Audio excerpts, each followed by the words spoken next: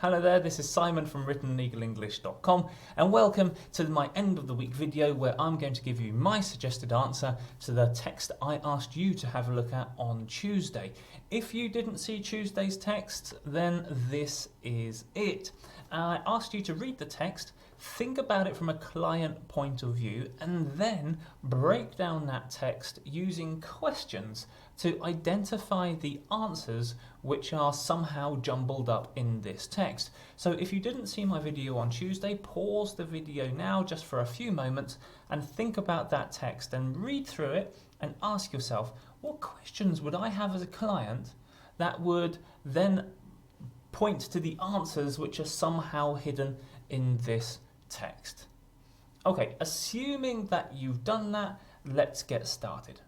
If you have the possibility to do so, for example, if you can copy and paste the text, one thing that I always advise as a good idea is just to use the Enter key and break the text down into many different lines. When you do that, it becomes a lot easier to then work out what each sentence is trying to say. And if you did that with this text, this is the breakdown that you would get, that there are 5 sentences, and for convenience's sake, and you'll see why in a second, I've numbered them 1, 2, 3, 4 and 5. And in doing this, you might notice a few things straight away. You might notice that there's a bit of repetition, that perhaps the order isn't in the best order, that everything's a bit jumbled up, that perhaps it could be presented in a slightly more logical or a more client-friendly way, even without thinking about using questions as headers. So that's another great idea or a great reason to break down this text into a number of different sentences. And as I alluded to just then, that's exactly what I did at the first part of my redraft. I thought about those sentences, I thought about the logic, I thought about the order, and I thought about, as a client, how would I want to see that information presented? And by doing that, I came up with this.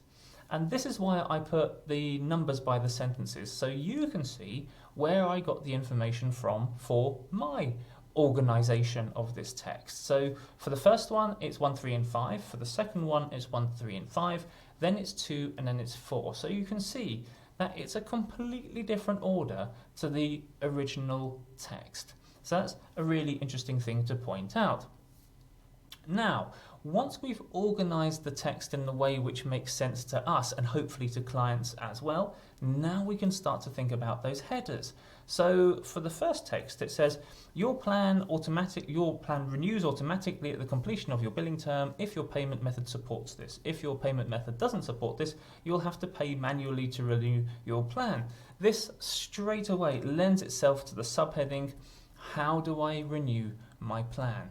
And one good piece of advice is to use as much of the question text or the subheader text as quickly as possible. So how do I renew my plan? Your plan renews automatically. So straight away I'm answering that question.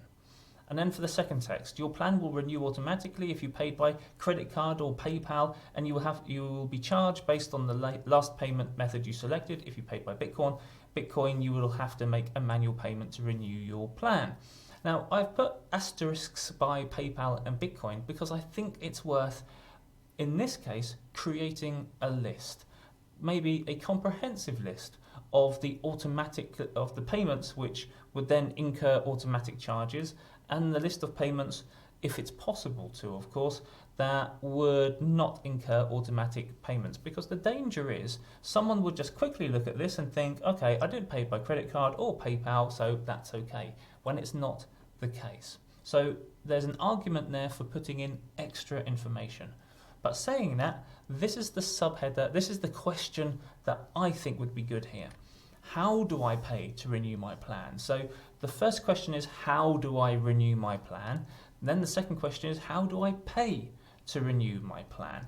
Now you might think I'm splitting hairs here, but I think this is an important distinction. What do you guys think? Leave a comment in the comments below if you disagree with that, or if you come up with different subheaders, different questions to break down this text.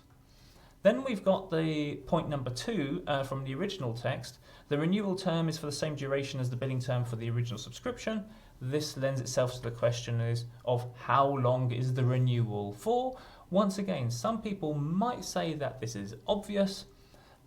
There's no argument that really persuades me that something can be obvious. For some people it's obvious, for other people it's not. Therefore, it should be in the terms and conditions. So how long is the renewal for is a valid question in my opinion. And then that last text, if you would like to discontinue automatic renewal, please sign into the site and turn off automatic renewal. Now there's a couple of things to say here.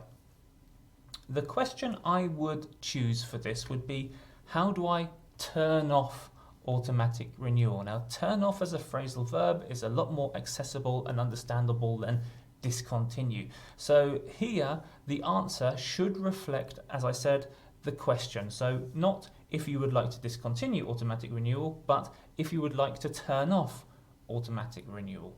The second thing I would say about this is it's not good enough just to say sign into the site and turn it off, because very often you have to hunt to find that option. So you really should include where.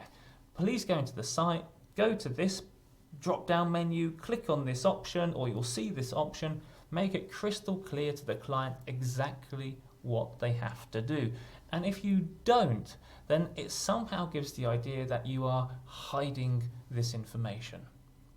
Okay guys, that's my breakdown of how I would make that text a lot more client friendly, and I would humbly suggest that having the text organized in this way would lead to a lot less problems, both when you're signing up for a VPN or you're signing up for a service, and then when you come to the end of your subscription, you know exactly what you have to do or exactly what will happen, and there is no hidden information in the text. There's no message that you somehow have to decipher.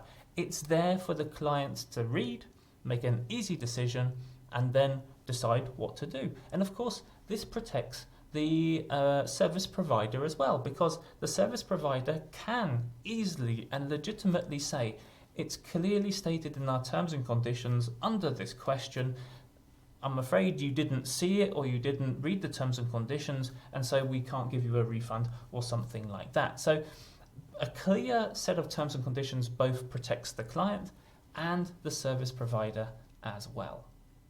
Okay guys, just a quick reminder about the content that I put out. On Tuesday next week, I'll be putting out another legal text for you to think about. On Wednesday, I'll be putting out another short video from my short video course to help you improve your professional English writing skills. And then on Friday next week, I'll be back once again to explain how I would break down that legal English text.